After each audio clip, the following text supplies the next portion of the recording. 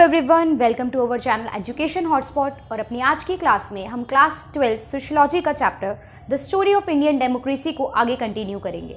हम अपने previous classes में देख चुके हैं कि डेमोक्रेसी क्या होती है, कितने टाइप की डेमोक्रेसी है, इंडिया में किस तरीके की डेमोक्रेसी है। उसके अलावा हमने देखा है हमें इस चैप्टर में आगे क्या क्या टॉपिक्स पढ़ने हैं। उसके साथ हमने यहाँ पे देखा था कि कॉन्स्टिट्यूशन की वैल्यूज़, और उन वैल्यूज़ को हमने पूरा प्रियम्बल को पढ़ के डिटेल में डिस्कस किया था। उसके लिए हमने पूरा प्रियम्बल पढ़ा था।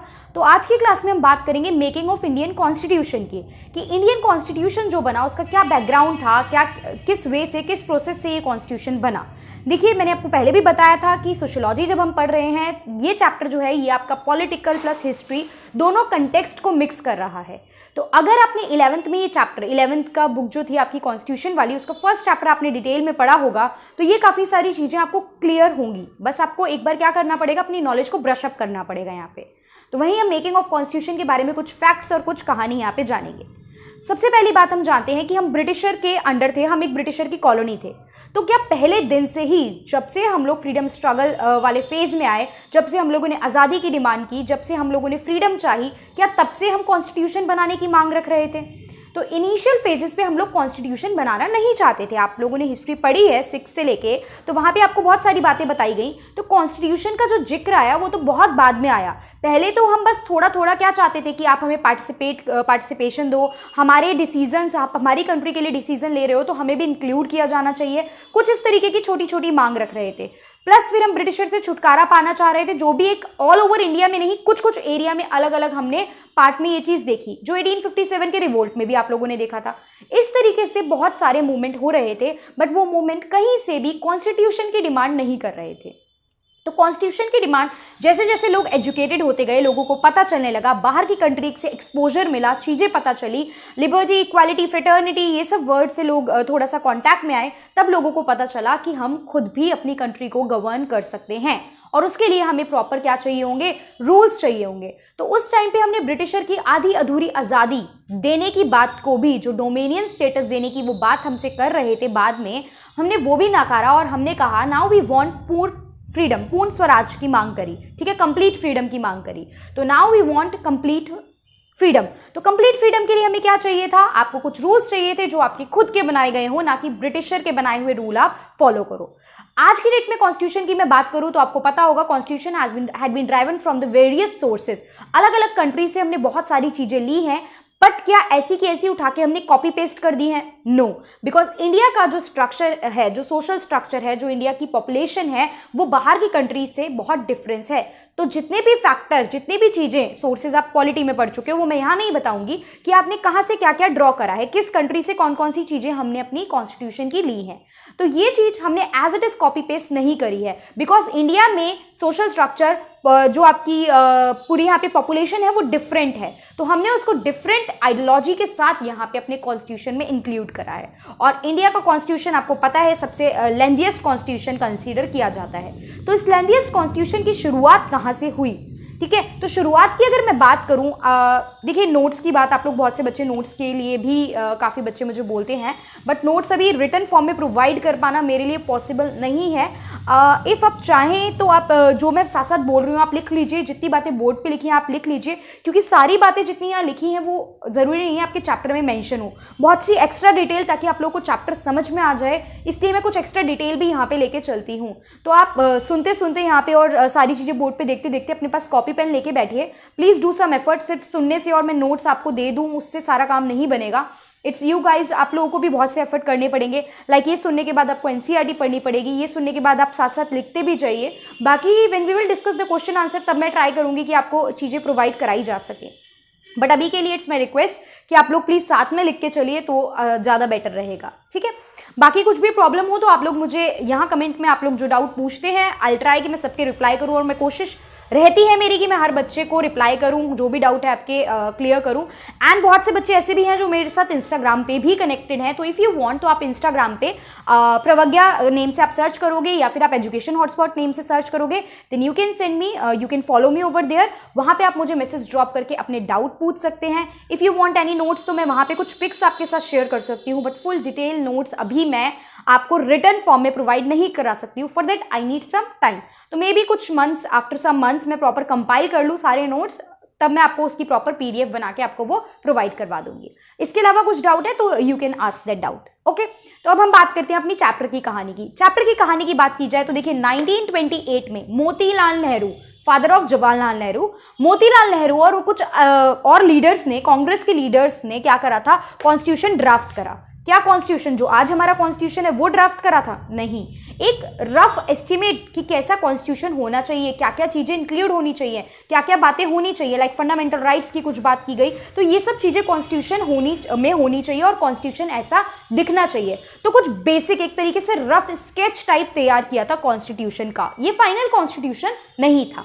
उसके बाद 1931 में क्या हुआ, 1931 में एक रेजोल्यूशन हुआ, कराची रेजोल्यूशन, जिसमें बहुत सारे टॉपिक्स पे बात की गई। तो अगर हम कॉन्स्टिट्यूशन की बात करें तो इसको लेके भी बात हुई। किस बारे में बात हुई कि डेमोक्रेसी का विजन क्या रहेगा, ठीक है, डेमोक्रेसी किस चीज को सोच के, डेमोक्रेसी के बारे में आप क्या सोच रहे हो, प्लस वो वैल्यूज की बात की गई थी कराची रेजोल्यूशन में जो फ्यूचर में आगे जाके कॉन्स्टिट्यूशन को शेप करेंगी। आज जितनी भी चीजें आप कॉन्स्टिट्यूशन में देख रहे हो, प्रियम्बल में देख रहे हो, वो सारी वैल्यूज यहां पे डिस्कस की गई थी कराची रेजोल्यूशन में। Is it clear?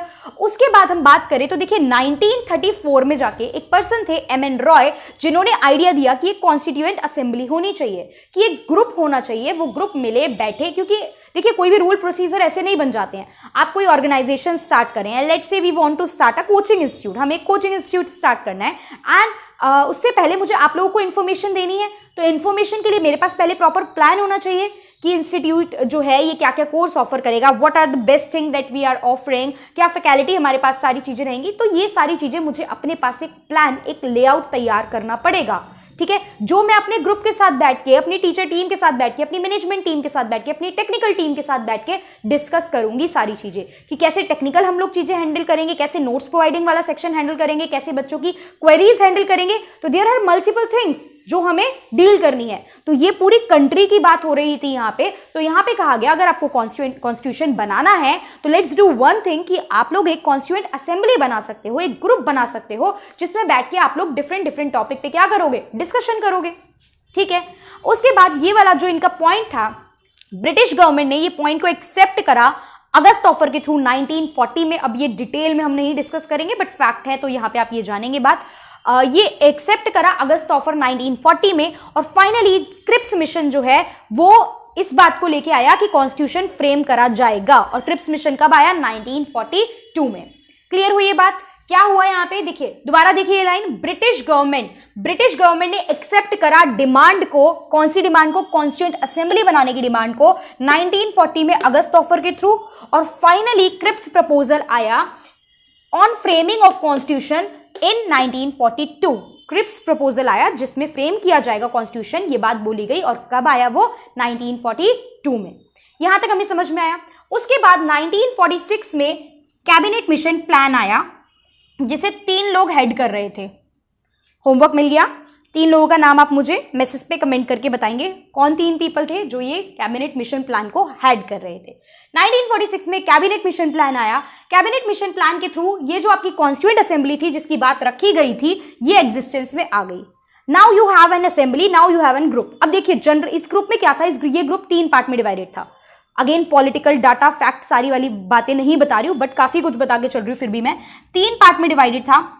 एक पार्ट की मैं बात करूं तो एक पार्ट तो था आपका INC, इंडियन नेशनल कांग्रेस। उसके अलावा एक पार्ट था आपका मुस्लिम लीग के लोग। उसके अलावा एक पार्ट था आपका प्रिंसली स्टेट, वो राजा रजवाड़ा जो पूरी तरीके से ब्रिटिशर के अंडर तो नहीं आए थे, इनका अपना भी कंसेप्ट चल रहा था, बट ब्रिटिशर के प्रॉपरली अंडर ये प्रिंसली स्टेट नहीं होते थे, ठीक है। तो 3 पार्ट में ये डिवाइड किया गया group, INC, Muslim league and princely state. अब इनसे बोला गया प्रिपेयर द कॉन्स्टिट्यूशन, आप लोग बैठिए, ग्रुप कॉन्स्टिट्यूशन बनाइए, रूल्स बनाइए, प्रोसीजर बनाइए। अब यहाँ पे क्या हुआ, बैठ के बात हुई और इनकी वोटिंग जब हुई तो वोटिंग में जो था वो मैक्सिमम नंबर से कौन जीता? INC जीत गई। क्योंकि क्या हुआ था देखिए, फर्स्ट मीटिंग जब हुई थी इनकी दिसंबर 9, 1946 को, टोटल 211 मेंबर ने अटेंड की थी। वैसे टोटल मेंबर की मैं बात करूं तो 389 मेंबर थे, तो 211 मेंबर ने मीटिंग अटेंड करी, जिसमें मुस्लिम लीग ने इस मीटिंग को बॉयकॉट करा, ठीक है। उसके अलावा प्रिंसली स्टेट जो थे वो इस मैटर से ही दूर रहे थे कि हमें, प्रिंसली स्टेट ने अटेंड ही नहीं किया, वो आए ही नहीं यहाँ पे, तो उनकी जितनी भी सीट थी वो खाली थी, सीट वैकेंट थी, उनको मतलब ही नहीं था ये सब क्या चीजें हो रही हैं अभी तक। इसके बाद जून 3 1947 में माउंटबेटन प्लान आया। माउंटबेटन लास्ट जो थे वो क्या रहे थे, वाइसरॉय रहे थे इंडिया के। तो माउंटबेटन प्लान आया। माउंटबेटन प्लान में माउंटबेटन ने जब डेट डिक्लेयर करी कि इस पार्टिकुलर दिन 15 अगस्त 1947 को इंडिया को हम एक फ्री कंट्री डिक्लेयर कर देंगे, तो उससे पहले ये जून 3 1947 में माउंटबेटन प्लान आया, जिसके थ्रू ये बताया गया कि चीजें डिवीजन कैसे कैसे होगा। व्हाट इज इंडिया, पाकिस्तान को अलग कर दिया जाएगा, बाकी सारे जो हैं ये सब पार्ट इंडिया में आएंगे। तो आपको ये पता होना चाहिए कि बहुत से कुछ स्टेट और कुछ प्रिंसली स्टेट, कुछ ऐसी भी प्रोविंसेस थी जो प्रॉब्लम क्रिएट कर रहे थे, जो कंटेंशन वाले एरिया थे, जो प्रॉब्लमैटिक थे, जो इंडिया में आने के लिए प्रॉपरली तैयार नहीं थे। तो ये चीजें थी, ये प्रॉब्लम थी, आज़ादी उस टाइम पे बहुत प्रॉब्लम रही है। तो यहाँ पे बहुत से प्रिंसली स्टेट ने तो ज्वाइन कर लिया था। तो यहाँ पे हमें पता चला कि काफी सारे प्रिंसली स्टेट अब हमारे साथ आ चुके हैं। जो नहीं आए वो कैसे आए वो हमें यहाँ नहीं पढ़ना है। ओके, तो अब बात करते हैं इसी के लिए फिर आगे जाके ड्राफ्टिंग कमेटी बनाई गई। ड्राफ्टिंग कमेटी मतलब ड्राफ्टिंग कमेटी में बनाया गया कि ये लोग बैठेंगे और कॉन्स्टिट्यूशन का पूरा ड्राफ्ट जो है वो रेडी करेंगे, क्या क्या बातें हैं, और एक एक ड्राफ्ट पे ना step by step, word by word discussion होती थी, उसको बोल के प्रॉपर डिस्कशन होती थी, क्योंकि आप देश का संविधान, देश का कानून बनाने जा रहे हो। आपको जितने बड़े बड़े हैवी वर्ड हम यूज कर रहे हैं ना, जितने हैवी वर्ड हमने वैल्यूज में यूज करे थे, ठीक है, equality, justice, fraternity, democracy, republic, socialist, secular, इन सब चीजों का ध्यान रख के काम करना था। आप किसी भी एक पर्टिकुलर ग्रुप के इंटरेस्ट को साइड ट्रैक नहीं कर सकते थे, आपको सबको कंसीडर करके चलना था। तो आप सोच सकते हो कितना प्रेशर था, और ये कोई इजी टास्क नहीं था। बट स्टिल इतने ग्रेट लोग हमारे पास रहे थे, इतने ग्रेट लोग हमारे ग्रुप में थे जिन्होंने ये सब काम को बहुत अच्छे से किया। तो अगस्त 29 1947 में ड्राफ्टिंग कमेटी जो 7 मेंबर थे, जिसके 7 मेंबर का नाम आप पता करोगे, एक मेंबर का नाम मैं आपको बता रही हूं, इनके हेड थे डॉक्टर जो चेयर करते हैं, जो हेड करते हैं doctor BR Ambedkar, who is known as the father of Indian constitution. ठीक है, तो ये 7 मेंबर की एक कमेटी थी जिसने पूरा ड्राफ्ट लिखा, सब कुछ रेडी करा। कॉन्स्टिट्यूशन का पहला ड्राफ्ट जो था वो फरवरी 1948 को डिस्कस किया गया, सब मेंबर ने एग्री करा, उसके बाद साइन होते थे सबके कि यस वी एग्री। और उसके बाद सेकेंड ड्राफ्ट जो था वो अक्टूबर 1948 में क्या करा गया, उसको अक्टूबर 1948 में डिस्कस किया गया। तो इसी तरीके से कॉन्स्टिट्यूशन प्रॉपर लिखा गया, ड्राफ्ट रेडी किए गए, सबने एग्री किया, और एट लास्ट कॉन्स्टिट्यूशन जाके 26 नवंबर 1949 को कंप्लीट हुआ। मैंने आपको बताया था 1949 में कंप्लीट हुआ, बट इन्फोर्समेंट में आया था जनवरी 1950। इसका रीजन हम लोग अपनी स्टार्टिंग की वीडियो में कर चुके हैं, यहाँ पे हम डिस्कस नहीं करें कि व्हाई दिस हैपन, कि बनके नवंबर में तैयार हो गया था, स्टिल कॉन्स्टिट्यूशन इन्फोर्समेंट में आया 26 जनवरी 1950, and we celebrate our republic day on 26 of January every year. इस कॉन्स्टिट्यूशन के बनने में टोटल 2 years 11 month 18 days मतलब अप्रॉक्स 3 साल का समय लगा है। सारे ड्राफ्ट लिखने में, डिस्कस होने में, एग्री होने में, कुछ चीजें चेंज करी तो चेंज करने में, इस पूरे कॉन्स्टिट्यूशन को बनने में इतना टाइम लगा। जो ओरिजिनल कॉन्स्टिट्यूशन बनके हमारे पास रेडी हो गया था उस टाइम पे, उसमें प्रियम्बल वाला पार्ट था जो हम डिस्कस कर चुके हैं, 395 आर्टिकल थे और 8 शेड्यूल थे। उसके बाद मैंने बताया था कॉन्स्टिट्यूशन बिल्कुल रिजिड नहीं है, अगर हम चाहें तो बहुत सी चीजें कॉन्स्टिट्यूशन में चेंज कर सकते हैं। कॉन्स्टिट्यूशन में काफी सारी चीजें चेंज भी की जा सकती हैं, उस चेंज का प्रॉपर प्रोसेस होता है और हम उसे क्या बोलते हैं, कॉन्स्टिट्यूशनल में अमेंडमेंट लाना। तो कॉन्स्टिट्यूशन में अमेंडमेंट आती है, चेंजेस आ सकते हैं। तो इसी तरीके से आज की डेट में कॉन्स्टिट्यूशन में ये नंबर्स जो हैं ये चेंज हो चुके हैं, बहुत से नई चीजें भी इंट्रोड्यूस हुई थी। तो एक अगर आपने पॉलिटी में पढ़ लिया था और अगर आपको अब तक याद है तो it is very good, but अगर नहीं पढ़ा और नहीं याद तो जस्ट गो और आज इसको चेक करो कि एट प्रेजेंट, आज की डेट में मैं बात करूं तो इतना साल हो गया, 50 से लेके आप आज देखिए कितना साल हो चुका है कॉन्स्टिट्यूशन को आए हुए, तो इनमें क्या चेंज हुआ है। मतलब अब हमारे पास preamble is there, preamble as it is है, ठीक है। प्रियम्बल में कुछ वर्ड ऐड किए थे, वो मैं आपको बता ही चुकी हूं कि प्रियम्बल में ऐड हुए थे, तो वो आपको पता है already. By 42nd amendment act word add हुए थे प्रियम्बल में। उसके अलावा आप चेक करेंगे कि आज की डेट में कॉन्स्टिट्यूशन में कितने आर्टिकल और कितने शेड्यूल प्लस कुछ पार्ट्स भी होते हैं, तो वो कितने पार्ट्स हैं। तो आपके पास आज की क्लास के 2-3 काम यहाँ पे हैं। आप मुझे ये काम अच्छे से करके बताएंगे कि कैबिनेट मिशन के 3 मेंबर कौन थे, ड्राफ्टिंग कमेटी के 7 मेंबर जिनमें से एक मैं आपको बता चुकी हूँ डॉक्टर BR अम्बेडकर, बाकी के 6 मेंबर आप चेक करेंगे कौन थे, प्लस आज की डेट में कॉन्स्टिट्यूशन में कितने आर्टिकल और कितने शेड्यूल और कितने पार्ट हैं ये आप चेक करेंगे।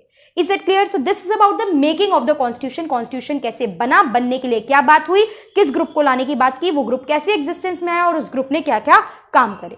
अब कॉन्स्टिट्यूशन में आज के डेट में क्या है वो नहीं डिस्कस करना है, यहाँ पे बार बार मैं बोल के चल रही हूँ, that is the political concept, वो आपने वहां पढ़ा है सारा 11th में, ठीक है ना। तो ये सारी चीजें वहां डिस्कस हो चुकी हैं। तो अब अगली क्लास में हम लोग कुछ कॉन्स्टिट्यूशन मतलब जो बेसिक जस्टिस हैं और सोसाइटी से कंपेयर उसका एक कंपैरिजन करेंगे, उसके बाद हम लोग अपना पंचायती सिस्टम स्टार्ट करेंगे। Okay, so that's all for today. Thank you for watching the video.